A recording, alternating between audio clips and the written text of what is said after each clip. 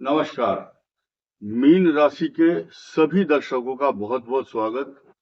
कई हजार लोगों के आवेदन और निवेदन तथा मैसेज पर एक ये मीन राशि को कवर करने के लिए हम स्पेशल ये वीडियो बन रहा है, क्योंकि इसमें 10 एक एक चीज आप समझिए। मीन राशि हेल्थ, नौकरी, जॉब, शिक्षा, आर्थिक स्थिति, विदेश यात्रा, कर्ज, शत्रु, मुकदमा और दाम्पत्य जीवन, विवाह, संतान। ये सारी की सारी 10 बातें खास हैं। इन 10 की 10 बातों को कवर किया जाएगा। 2 या 3 मिनट फालतू लग सकते हैं, आप धैर्य से अगले 5-7 मिनट इन बातों को सुन सकते हैं। और सबसे बड़ी बात यह है कि मैं बीच में बड़ा स्पष्ट कर दूं, निर्भर करता है कि आपकी कुंडली के ग्रह इस समय कैसे चल रहे हैं। उनसे इन बातों को जोड़ना बहुत जरूरी है। हम किसी को नौकरी देने की का वायदा नहीं करते, हम किसी के भाग्य को, किस्मत को बदलने की जिम्मेदारी नहीं लेते।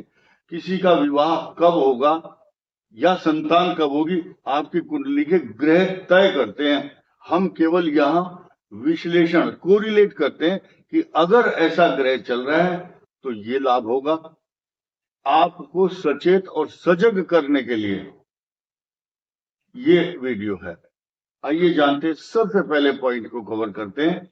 पहला पॉइंट ये बताऊं कि ये वीडियो मीन राशि के लिए है और मीन लगन के लिए नहीं है। दोबारा बताता हूं, बाकी वीडियोस के बारे में हम रिकमेंड करते हैं कि इसको मीन लगन, मीन राशि दोनों देख सकते हैं, लेकिन सिर्फ केवल और केवल, बहुत जोर दे करके कह रहा हूं, फिर भी लोग बार बार पूछते हैं कैसे देखें, तो बार बार फोन करके या मैसेज करके नहीं पूछना। देखिए, ये पूर्वा भाद्रपद नक्षत्र का चतुर्थ चरण, उत्तरा भाद्रपद और रेवती नक्षत्र के लोगों के लिए है ये वीडियो। और इसमें एक नई चीज क्या सुनने को मिलेगी आपको, अभी जो गोचर चल रहा है और आपकी कुंडली में चल रहे ग्रहों के कारण, इन 10 बातों को बड़े ध्यान से सुनिए। पहले पॉइंट पर आ जाते हैं। नंबर 1, हेल्थ, स्वास्थ्य। स्वास्थ्य को लेकर इस समय मीन राशि का, आपका लगन कोई भी हो, मेष से मीन तक कोई भी लग्न हो, सिर्फ मीन राशि की बात हो रही, जिनका पूर्वा भाद्रपद, उत्तरा भाद्र और रेवती नक्षत्र है। तो हेल्थ को लेकर के अभी आपके सामने कुछ चुनौतियां 6 दिसंबर 2026 तक रहने वाली है, क्योंकि 12th हाउस में राहु चलते ही रहेंगे। आप छोटा मोटा इलाज, घूमना फिरना, लाइफ स्टाइल, छोटे मोटे इलाज करते रहें। बहुत गंभीर रोग होने की कोई संभावना नहीं है।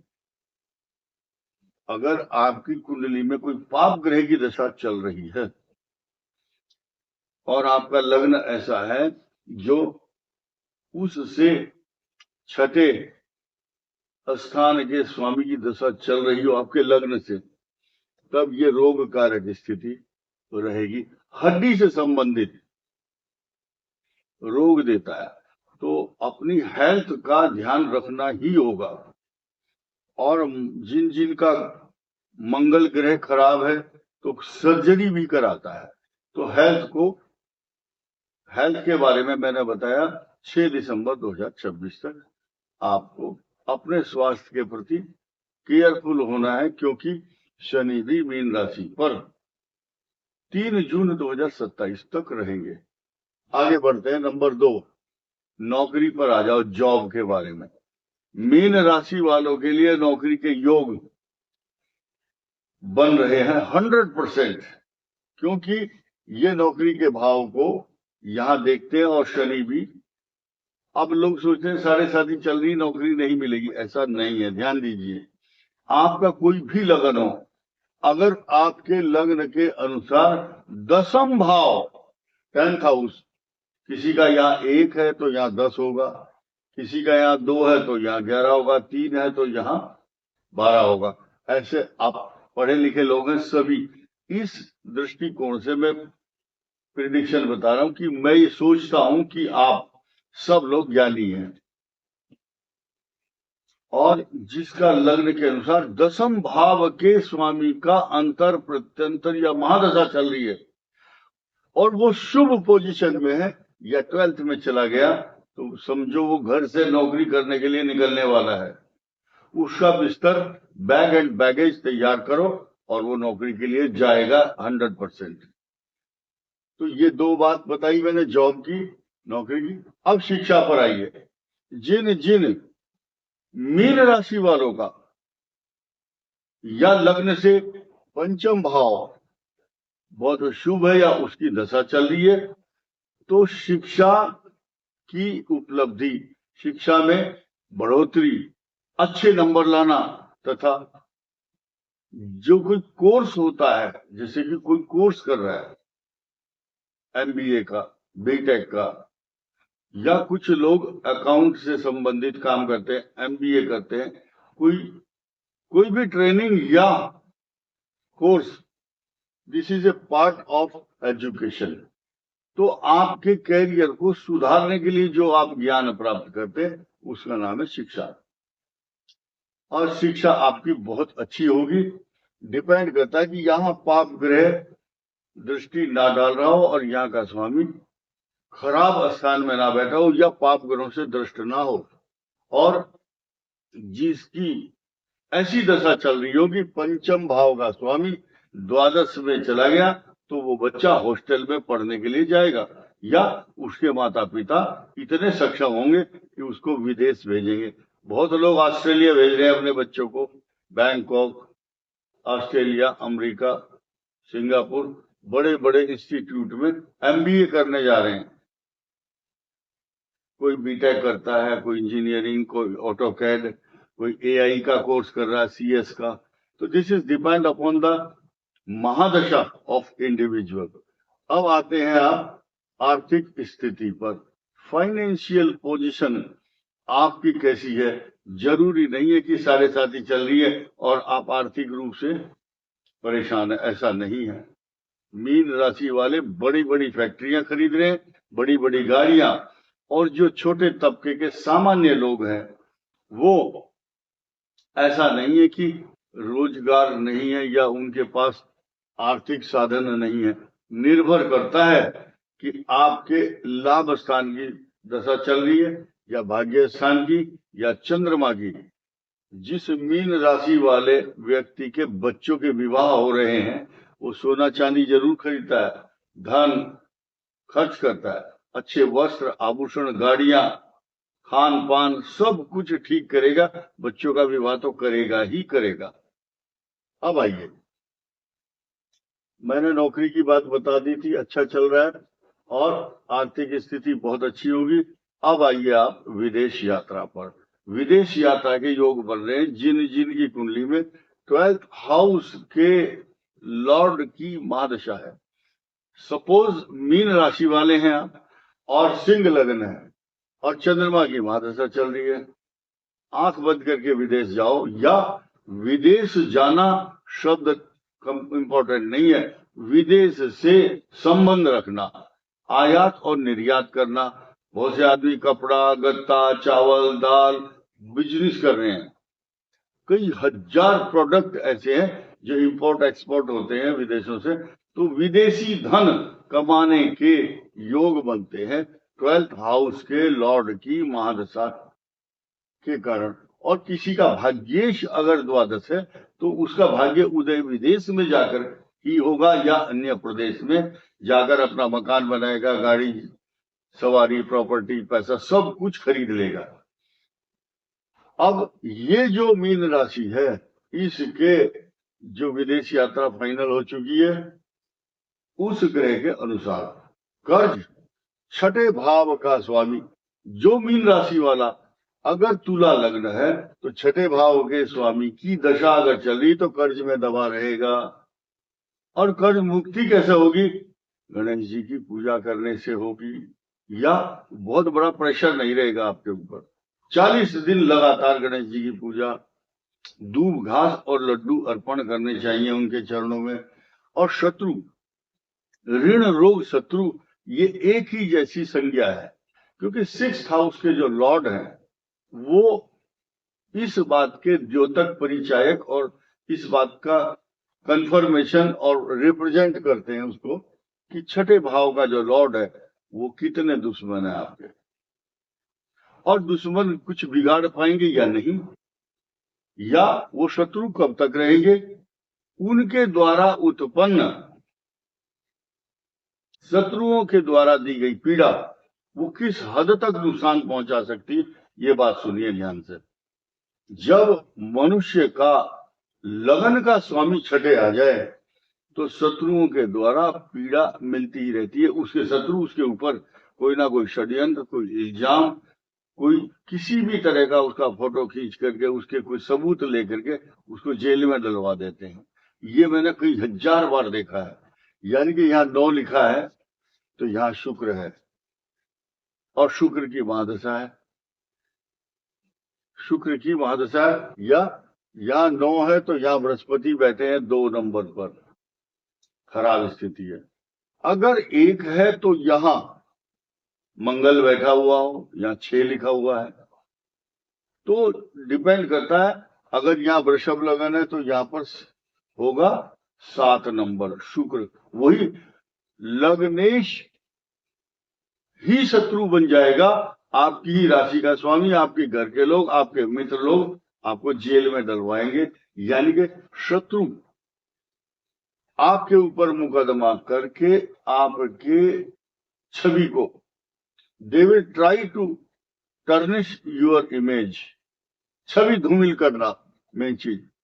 अब ये बड़े बड़े नेता होते हैं और वो 2-4 वकील रखते हैं पाल करके अपने, और बोले इस पर ये मुकदमा डाल दो, ये मुकदमा डाल दो, बस इसको दुखी कर दो तो हम सुखी हो जाएंगे।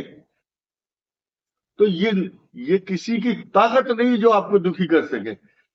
को न काहू सुख दुख कर दाता, निज कृत कर्म भोग सब भ्राता। राम जी ने लक्ष्मण को ये उपदेश दिया है।